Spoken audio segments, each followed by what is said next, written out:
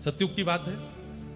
वीणा लेकर के, करताल लेकर के श्री नारद जी महाराज आए और नारद जी महाराज ने आकर के समझाया कि मेरे पिता ब्रह्मा ने मुझे भेजा है। क्यों? वे बोले हैं कि ठाकुर जी यमराज के किसी भाव को पूर्ण करने के लिए अंतर्ध्यान हुए हैं, तुम चिंतित मत हो, तुम्हारे द्वारा कुछ विशिष्ट ठाकुर जी को कराना है। पूरे विश्व को आज नहीं कलिकाल तक और ना जाने कब तक लोगों को तुम्हारे द्वारा किए गए तब से प्रकट ठाकुर जी का दर्शन प्राप्त होगा, इसलिए तुम विचलित मत हो। मैं तुम्हारे पास इसीलिए आया हूं कि ताकि तुम विचलित ना हो, तुम भटको ना, तुम्हें समय समय पर मैं ध्यान दिलाऊंगा, तुम चिंता मत करो, ठाकुर जी आएंगे। बोले कैसे आएंगे, मुझे क्या करना पड़ेगा ये बताइए। बोले पूज्य पिताजी ब्रह्मा जी का ऐसा कहना है कि वे श्वेतद्वीप में जाकर के 1000 यज्ञ करेंगे भगवान को प्रसन्न करने के लिए, और उतने ही दिन तुम यहां विराज करके अश्वमेध यज्ञ करो और उस अश्वमेध यज्ञ के द्वारा ठाकुर जी को प्रसन्न करने का भाव रखो। तब इंद्रद्युम्न राजा को नारद जी ने आज्ञा दी और आज्ञा देकर के पुरी क्षेत्र में अश्वमेध यज्ञ करने का भाव रखा। नीलकंठ महादेव यहां भगवान विराजमान हैं, उन्हीं के पास में विराजित होकर के यज्ञ कुंड निर्माण करके अश्वमेध यज्ञ प्रारंभ किया। रोते हुए राजा पुकारने लगे, हे नाथ आप कहां हैं, मुझ पर कृपा कब करेंगे, यह अनुग्रह कब करेंगे। तभी भगवान ने आकाशवाणी की कि राजन तुम रो मत, बस जिस कार्य की आज्ञा तुमको ब्रह्मा जी ने दी है वो कार्य पूर्ण करो, मैं निश्चित ही आऊंगा, मेरा वचन है। अश्वमेध यज्ञ हुआ। यज्ञ की पूर्णाहुति पर जो अभिषेक सब ऋषि जन, वेदज्ञ जन, विप्र जन मिलकर के यजमान का करते हैं, वो अभिषेक समुद्र तट पर कर रहे थे।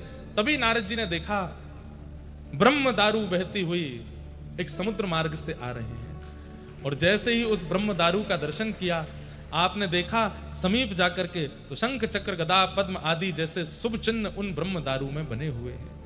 नारद जी ने कहा बस तुम्हारा संकल्प पूर्ण होने वाला है, अब तुम निश्चिंत होकर के बस अपना यज्ञ पूर्ण करो। तत्पश्चात भगवान ही एक विश्वकर्मा के रूप में प्रकट हुए और ठाकुर जी ने आकर के उस ब्रह्म दारू को एकांत में ले जाकर के उनका निर्माण किया। ठाकुर जी, अब ये भी कथा आती है कि 21 दिन का कहा था, 21 दिन से पहले दरवाजा नहीं खोलना, भीतर छेनी हथौड़ा चल रहा था, उनकी आवाज आ रही थी, जैसी आवाज आनी बंद हुई तो द्वार खोल दिया, तो ठाकुर जी अधूरे रह गए। स्कंद पुराण कहती है कि अधूरे नहीं है, ये पूरे हैं, इसीलिए ये पूरी में विराजमान है।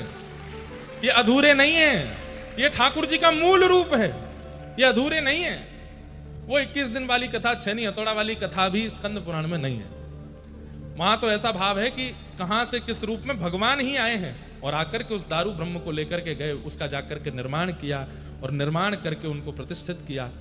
इंद्रद्युम्न राजा ने जैसे ही अपने चर्म चक्षुओं से पहली बार देखा, आहा अद्भुत रूप ठाकुर जी का, बड़े बड़े विशाल नेत्र हैं, अधर पर प्रबल मुस्कान है, मानो जैसे भुजा पसार करके इंद्रद्युम्न से कह रहे हो कि तुम इतने व्याकुल हुए मेरे लिए, आओ आकर के मेरे हृदय का आलिंगन कर लो। भुजा पसार करके महाप्रभु जगन्नाथ का स्वरूप प्रकट हो गया। बोलो जगन्नाथ महाप्रभु की। शंख चक्र गदा पद्म युक्त दारू ब्रह्म ही जगन्नाथ सुभद्रा जी और श्री बलभद्र जी और सुदर्शन जी के रूप में प्रकट हुए। नील माधव भगवान इन्हीं के भीतर आकर के अवस्थित हो गए जो पूर्व में विराजमान थे। तत्पश्चात अब आगे का क्रम बहुत विस्तृत रूप से कैसे यहाँ विराजमान होकर के ठाकुर जी का अभिषेक आदि किया, वो सब क्रम आता है। इस प्रकार महाप्रभु जगन्नाथ जी नील माधव के रूप में प्रकट हुए और इंद्रद्युम्न राजा को प्राप्त हुए। बोलो जगन्नाथ महाप्रभु की। इस प्रकार वियोग देकर के पुनः संयोग दिया और ठाकुर जी ने श्री इंद्रद्युम्न राजा पर कृपा